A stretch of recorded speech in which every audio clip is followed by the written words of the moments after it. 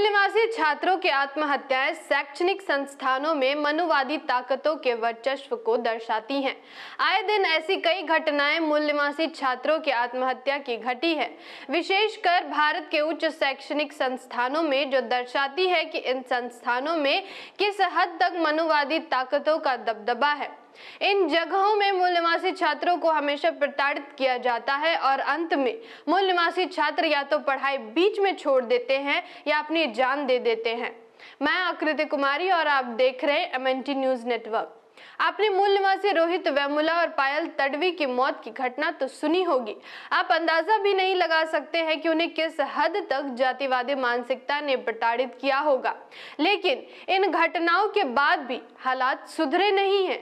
एक या दो ऐसी घटनाएं नहीं है जिसमें मूल्यवासी बहुजन समाज ने अपने होनहार छात्रों को खोया हो, बल्कि ऐसी हजारों घटनाएं हैं।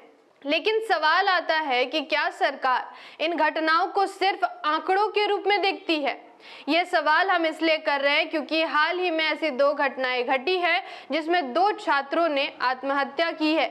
जिसमें पहला मामला IIT बॉम्बे का है, जहां बीटेक फर्स्ट ईयर के छात्र ने जातिगत भेदभाव के कारण आत्महत्या कर ली है। छात्र का नाम दर्शन सोलंकी था, जो अहमदाबाद का रहने वाला था। दर्शन के परिजनों के मुताबिक संस्थान में उसके साथ हो रहे जातिगत भेदभाव के बारे में दर्शन ने अपने परिवार के सदस्य को पहले भी बताया था। यह घटना बीते 12 फरवरी की है, जब दर्शन ने आत्महत्या की थी।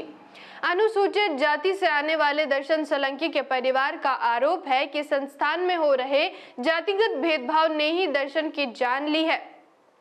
दर्शन के पिता ने बताया कि दर्शन ने कहा था कि कैसे अनुसूचित जाति के छात्रों को यहाँ IIT बॉम्बे में विभिन्न रूपों में जातिगत भेदभाव का सामना करना पड़ता है। उनके साथ तमाम तरह की रैगिंग होती है। दर्शन के शिकायतों के मुताबिक संस्थान में मूल्यवासी छात्रों को हमेशा पढ़ाई में भी दिक्कतों का सामना करना पड़ता है। वहीं दूसरा मामला दर्शन सोलंकी मामले से ठीक एक दिन बाद यानी 13 फरवरी की है, जहां IIT मद्रास में महाराष्ट्र के रहने वाले रिसर्च स्कॉलर स्टीफन सनी ने आत्महत्या कर ली। खबरों के मुताबिक स्टीफन सनी के अलावा उसी दिन कैंपस में एक अन्य छात्र ने भी आत्महत्या करने की कोशिश की, जिसे बचा लिया गया। देश के उच्च शैक्षणिक संस्थानों में मूल्यवासी छात्रों की लगातार हो रही मौत की घटनाएं ये दर्शाती है कि कैसे अनुसूचित जाति, अनुसूचित जनजाति और पिछड़े वर्ग से आने वाले छात्रों को दबाया जाता है और उसे पढ़ाई अधूरी छोड़ने पर मजबूर किया जाता है। लेकिन यह मामले कहीं न कहीं सरकार के लिए महज एक आंकड़ा है, क्योंकि अगर वाकई में सरकार इन मामलों में सुधार लाने में गंभीर होती तो इस तरह के लगातार मामले सामने नहीं आते और इन शैक्षणिक संस्थानों के उच्च पदों में मनुवादी मानसिकता वाले द्विजों को नियुक्ति नहीं करती।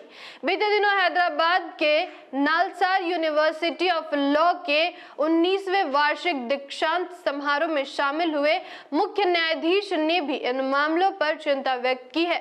समारोह को संबोधित करते हुए CJI ने कहा कि हाशिए पर रहने वाले समुदायों के छात्रों द्वारा आत्महत्या की घटनाएं आम हो रही हैं। ये संख्या सिर्फ एक आंकड़ा भर नहीं है, कभी कभी ये सदियों के संघर्षों की कहानियां बयां करती है।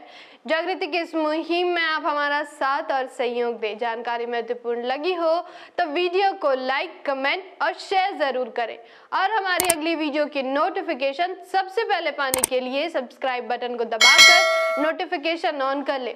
धन्यवाद। जय भीम, जय मूल्यवासी, जय संविधान, जय भारत। MNT न्यूज नेटवर्क को सब्सक्राइब करें, लाइक और फॉलो करना ना भूलें। साथ ही बेल आइकॉन दबाकर जन जागृति की मुहिम में जुड़े रहें।